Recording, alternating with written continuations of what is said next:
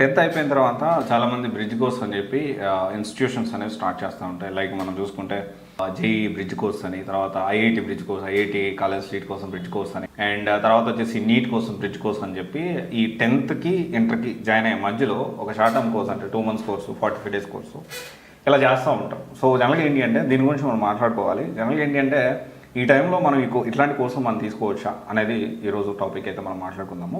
చాలామంది 10th అయిపోయిన తర్వాత ఇంటర్లో కొంచెం రెస్ట్ తీసుకుందాము, 10th 2 months హాలిడేస్ ఎంజాయ్ చేద్దాము ఇట్లా ఆలోచిస్తూ ఉంటారు. నేనేమంటున్నానంటే ఈ 2 monthsలో ఇట్లాంటి కోర్సులు జాయిన్ అవ్వడం అనేది మంచి విషయమే.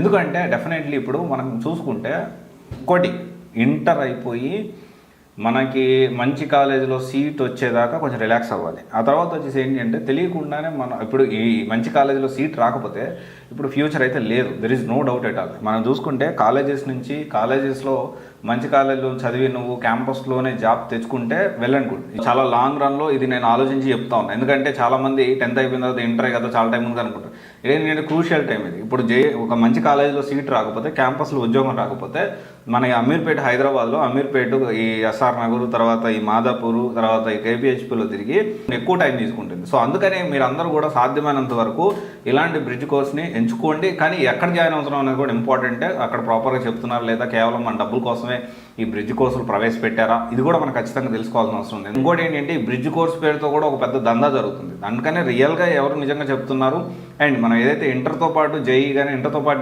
నీట్ కానీ జాయిన్ అయ్యే ముందు ఇలాంటి బ్రిడ్జ్ కోర్సులు ఎక్కడ చేస్తున్నారు ఏంటి అనేది క్రాస్ వెరిఫై చేసుకొని డెఫినెట్లీ టైం అంటే రోజంతా చదివే స్ట్రెస్ పెట్టమని నేను చెప్పట్లేదు, కానీ రోజులో ఒక 3-4 గంటల క్లాసులు వినడంలో, లేకపోతే ఇంటి దగ్గర ఉండి ఆన్లైన్లో రోజుకు 2-3 గంటల క్లాసులు విని ఏదో టైం పాస్ సరదాగా వినడంలో కూడా తప్పులేదు. ఎందుకంటే రోజంతా పిల్లలు ఆడుకోరు, రోజంతా ఫ్రీగా ఉండడం కూడా కాదు కదా. సో డెఫినెట్లీ కొంత టైం ఉంటుంది.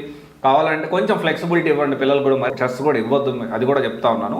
సో ఇది ఒకసారి ఆలోచించండి. డెఫినెట్లీ 10th అయిపోయాక JEE NEET bridge course join అయితే మంచిదే.